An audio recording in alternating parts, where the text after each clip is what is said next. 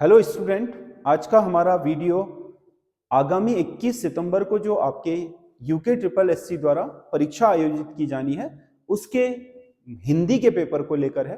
हिंदी का हमने एक मॉडल पेपर यहाँ पर तैयार किया है। ये इसमें हमने सभी तरह के जो क्वेश्चन आजकल यूके ट्रिपल एससी द्वारा जिस पैटर्न पर पूछे जा रहे हैं उसी पर रखे हैं। बहुत विविधतापूर्ण है, आपको जरूर पसंद आएगा और पूरा वीडियो देखने के बाद हमें आप कमेंट करके जरूर बताइएगा कि आपके कितने नंबर इसमें बन रहे हैं। तो ये आपका जो क्वेश्चन पेपर है ये आपके हिंदी के सभी तरह के जो आपके क्वेश्चन सिलेबस में है उनको लेकर के है। तो इसमें पहला क्वेश्चन है, निम्नलिखित संधियों को सही सुमेलित कीजिए। तो इसमें कुछ नाम संधि शब्द दे रखे हैं और उनके नाम दे रखे हैं। जैसे नाविक है, नाविक, नाविक शब्द में कौन सी संधि होगी? अयादि संधि होगी। नाविक शब्द में कौन सी होगी? अयादि। हितैषी, जिसमें ऐ और औ की मात्रा लगी होगी वो हमेशा क्या होगा? वृद्धि संधि। अन्वेषण, जिसमें आधा शब्द होगा वो होगा आपका यण संधि का उदाहरण। जिसमें ऊपर रॉ लगा होगा जोड़ में, वहां पर आपका विसर्ग रॉ में बदलता है तो वो विसर्ग संधि का उदाहरण होगा। तो नाविक में अयादि, हितैषी में वृद्धि संधि, अन्वेषण में यण संधि और दुर्दशा में विसर्ग संधि होगी। तो एक का 3, बी का 1, सी का 2, डी का 4। 3 1 2 4, 3 1 2 और 4। तो इसका सही आंसर डी होगा। अगला क्वेश्चन है, संधि को आप देख करके भी पहचान सकते हो, रट्टा मारने की आवश्यकता नहीं है। अगर आपको हिंदी में संधियां या हिंदी ग्रामर या अन्य चीजें सीखनी है तो आप हमारा जो बैच है वो ज्वाइन कर सकते हैं, लाइव क्लासेस वाला। तो वो अभी मैं बताऊंगा कहां से आप लोग करके। अर्धशासकीय पत्र के संबंध में कौन सा कथन गलत है? इसका स्वरूप व्यक्तिगत पत्र के समान होता है, व्यक्तिगत जैसा ही होता है लगभग लगभग। यह पत्र अन्य पुरुष शैली में लिखा जाता है, ये अन्य पुरुष में नहीं होता है, ये उत्तम पुरुष में होता है। उत्तम पुरुष शैली होती है जो आपका क्या होता है? अर्ध सरकारी पत्र होता है। तो ये वाला गलत हो गया है। औपचारिक शब्दों से आरंभ करने की आवश्यकता नहीं होती, औपचारिकता नहीं होती, क्योंकि व्यक्तिगत शैली में लिखे जाने वाले शब्दों जो प्रश्न हैं वो आपके जो पत्र हैं उनमें आपके औपचारिकता की जरूरत नहीं होती, अनौपचारिक शैली में लिखे जाते हैं। प्रायः समान स्तर के अधिकारियों के साथ ऐसा पत्र व्यवहार होता है। एक विभाग का अधिकारी अपने ही समान दूसरे विभाग के अधिकारी के साथ ऐसा पत्र व्यवहार सरकारी काम के लिए करता है। शैली व्यक्तिगत होती है और कार्य सरकारी होता है, इसीलिए अर्ध सरकारी कहा जाता है। तो इसमें बी सही आंसर होगा इसका। अगला क्वेश्चन है, निम्नलिखित में से किस एक विकल्प में सभी पर्यायवाची शब्द नहीं है? तो इसमें सुरसरी, मंदाकिनी, ध्रुवनंदा और आपका देव नदी ये सभी गंगा के पर्यायवाची हैं, सही है। वाग्देवी, महाश्वेता, शारदा, ज्ञानदायिनी ये सरस्वती के हैं, ये भी सही है। आपका विशंभर, मुकुंद, कमलापति, दामोदर ये विष्णु के हैं, ये भी सही है।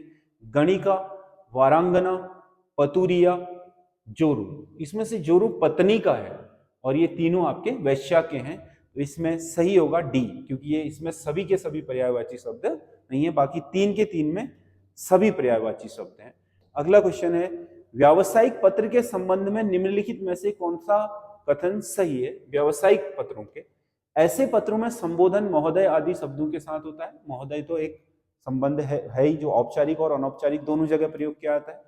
ऐसे पत्रों में किसी विशिष्ट नियम, शब्दावली अथवा रूपरेखा की आवश्यकता नहीं होती। नियम तो नहीं है पर शब्दावली और रूपरेखा तो चाहिए ही होती है, बिना उसके पत्र आप कैसे लिखोगे? तो ये नहीं होगा। किसी भी कंपनी के मैनेजर से सामग्री से संबंधित पत्राचार, किसी कंपनी से आप जो सामग्री लेन देन से पत्राचार करते हो वो व्यवसायिक पत्र होगा, ये भी सही है। तो इसमें 1 और 3 सही होंगे, 2 सही नहीं होगा, तो इसका सी सही आंसर होगा। अगला क्वेश्चन है, निम्नलिखित में से सही विलोमार्थक जोड़े का चयन कीजिए। तो इसमें ऋण, उधार, ऋण लेना और उधार लेना ये तो पर्यायवाची हो गए, तो यही आपका गलत हो गया। शानदार, शानदार सर्वनाम, शानदार सर्वनाम, तो ये आपके शानदार का सर्वनाम हो गया, सही है, ये विलोमार्थक हो सकता है। मौन, मुखर, मुखर का मतलब बोलना, मौन मतलब चुप रहना, ये भी सही होगा। ऋतु और अनृत, ऋत का मतलब किसी विशेष समय, अनृत का मतलब इसका उल्टा, ये भी सही है। तो 2, 3 और 4 सही है, इसमें 1 सही नहीं है, तो इसका डी सही आंसर होगा। ये हमारी टेस्ट सीरीज है जो हमारे ऐप एसएस स्टडी ऐप पर पड़ी हुई है। हमारे ऐप को आप जो प्ले स्टोर है वहां से डाउनलोड कर सकते हैं। एसएस स्टडी नाम से, इस एसएस स्टडी नाम से हमारा आपका प्ले स्टोर पर मिल जाएगा। उसमें ये टेस्ट सीरीज है, पेड टेस्ट सीरीज, जिसमें 20 क्वेश्चन पेपर पड़े हुए हैं जो आने वाली आपके विभिन्न उत्तराखंड की परीक्षाओं में महत्वपूर्ण हो सकते हैं, क्योंकि पैटर्न और सिलेबस को पूरा फॉलो किया गया है। बहुत अच्छा मैटर है जो आगामी परीक्षाओं में आपकी जो तैयारी है उसको परखने और आपकी जो सुधार है, जहाँ जहाँ गलतियां हो रही हैं उनको देखने के लिए काफी महत्वपूर्ण सिद्ध हो सकता है। 100 नंबर का पेपर है, 20 नंबर की हिंदी उसी पैटर्न पर, 40 नंबर का उत्तराखंड उसी पैटर्न पर, और 40 नंबर का जीएस के करंट, कंप्यूटर और रीजनिंग है उसमें, तो वो आप वहां से परचेज कर सकते हैं। मात्र 260 रुपए की ये पूरी टेस्ट सीरीज है, और इसमें आपको पीडीएफ भी वहीं पर उपलब्ध हो जाएगी, डिजिटल पीडीएफ। निम्न कथनों पर विचार करें और सत्य कथन चुनें। जेम्स ऑगस्टस हिक्की को बंगाल गजट से भारत में पत्रकारिता की जेम्स ऑगस्टस हिक्की के बंगाल गजट से भारत में पत्रकारिता की शुरुआत मानी जाती है। बिल्कुल सही है, ये पहला ही आपका समाचार पत्र था बंगाल गजट। सरकार के कामकाज पर निगाह रखते हुए किसी गड़बड़ी का पर्दाफाश करना वॉच डॉग पत्रकारिता कहलाता है। बिल्कुल सही है। घटना स्थल पर समाचारों का संकलन कर उन्हें प्रकाशित करना कवरेज कहलाता है। बिल्कुल सही है। तो ये 3 के 3 सही है। जो पत्रकारिता जो आपका सिलेबस में है, किस नाम से, आपका जनसंचार के माध्यम और आपका कम्युनिकेशन वाला जो है, तो उससे है ये। अगला क्वेश्चन है, कुमाऊनी कहावत भैंसा मुख में फ्यूला फूल का सही अर्थ क्या होगा? भैंस के मुंह में फ्यूली का फूल, इसका मतलब हो गया कि कम, मतलब उसकी आवश्यकता से बहुत कम मिलना। फ्यूली का फूल छोटा होता है और भैंस का मुंह बड़ा होता है, तो ये आपका कहावत बनी। जैसे ऊंट के मुंह जीरे की फांक बोलते हैं, वैसा ही कहावत है। तो अधिक की आवश्यकता होने पर थोड़ा देना, अधिक की आवश्यकता होने पर भी थोड़ा देना, तो इसका बी सही आंसर होगा, भैंसा मुख में फ्यूला फूल। अगला क्वेश्चन है, निम्नलिखित में से क्रिया से निर्मित भाववाचक संज्ञा शब्द नहीं है। घबराहट, घबराना क्रिया शब्द है, घबराना क्या है? क्रिया शब्द। तो क्रिया से निर्मित भाववाचक संज्ञा घबराहट हो गई। मिलाप, मिलना से बना है, मिलना क्या है? क्रिया है, तो मिलाप क्रिया से निर्मित भाववाचक संज्ञा है। खेल, खेलना से बना है, तो खेल एक क्रिया है और खेल क्या है? भाववाचक संज्ञा। अहंकार, अहंकार एक्चुअल में अहम से बना है। अहम का मतलब मैं, और मैं का मतलब क्या होता है? अहम का मतलब क्या होता है? सर्वनाम। क्या होगा? अहम का मतलब पुरुषवाचक सर्वनाम, उत्तम पुरुष होगा ये, उत्तम पुरुष सर्वनाम। ये क्रिया से नहीं बना है बल्कि सर्वनाम से बना है, तो इसका डी सही आंसर होगा। कर का अर्थ है, कर के अनेकार्थी दे रखे हैं, कर, किरण, टैक्स। कल, किरण, टैक्स, कल नहीं होगा इसमें, किरण और टैक्स तो होंगे। हाथ, रात्रि, टैक्स, ये भी नहीं होगा क्योंकि इसमें कर और टैक्स तो है, रात्रि नहीं है। हाथ, किरण और टैक्स, कर का मतलब हाथ भी होता है, किरण भी होता है और टैक्स भी होता है, तो इसका सी सही आंसर हो जाएगा। हाथ, किरण, व्यवसाय, व्यवसाय नहीं है इसमें, तो इसमें सी सही आंसर होगा आपका अनेकार्थी शब्दों में। ये बहुत सरल रखा है। ये हमारा ऐप पर एक क्लास चल रही है, लाइव क्लास, जो हर दिन 10 बजे से 12 बजे तक पूरे हफ्ते में संडे को छोड़ करके चलती है लाइव। इसकी रिकॉर्डेड क्लास भी मिल जाएगी उसी ऐप पर ऑटोमेटिक। तो ये जो आपका हमारा सिलेबस, आपका सिलेबस को कवर कराने वाला कोर्स चल रहा है, ये बेसिक से चल रहा है। इसमें हम क्लास में ही आपको समझाते भी हैं, पढ़ाते भी हैं, और साथ ही साथ हैंड राइटिंग में आपके क्लास नोट्स तैयार करवा देते हैं, ताकि आपको आने वाले समय में अपनी परीक्षा की तैयारी करने के लिए पढ़ाई का रिवीजन करने में पूरी सहूलियत हो। तो ये जो आपका हमारी सीरीज है, ये आपके बहुत किफायती है, क्योंकि इसमें आपके बेसिक से हम चीजों को पढ़ाते हुए डेप्थ तक ले जाते हैं। सारे सब्जेक्ट, हम हिस्ट्री भी पढ़ा रहे हैं, ज्योग्राफी भी पढ़ा रहे हैं, इकोनॉमी भी पढ़ा रहे हैं, पॉलिटी भी पढ़ा रहे हैं, कंप्यूटर भी पढ़ा रहे हैं, और उत्तराखंड पूरा जो आपके सिलेबस में है, पूरा का पूरा उत्तराखंड, हिंदी है, रीजनिंग है, सारे के सारे सब्जेक्ट जो उत्तराखंड यूके SSSC और यूके PSC द्वारा पूछे जाते हैं, उनकी हम बेसिक पढ़ाई, जो पहली बार तैयारी कर रहा है उनके लिए भी ये कोर्स काफी किफायती है, और जिसकी तैयारी है और वो डेप्थ में करना चाहता है और सीरियल से करना चाहता है, तो उसके लिए भी आप ये ज्वाइन कर सकते हैं। और इसमें आपका पर मंथ के हिसाब से इसमें फीस का स्ट्रक्चर रखा है, सभी विषय बेसिक से है। पहली बार आपको फीस हमारे इसी ऐप पर जो हमारा पेमेंट सिस्टम है उससे करनी होती है। बाद में अगर रिन्यूअल लेना चाहते हैं तो आप हमसे फिर हमारे नंबरों पर संपर्क करके इसमें आप ले सकते हो। ये भी एसएस स्टडी पर इस नाम से सभी विषय बेसिक से नाम से चल रहा है, तो इसे आप खरीद सकते हैं।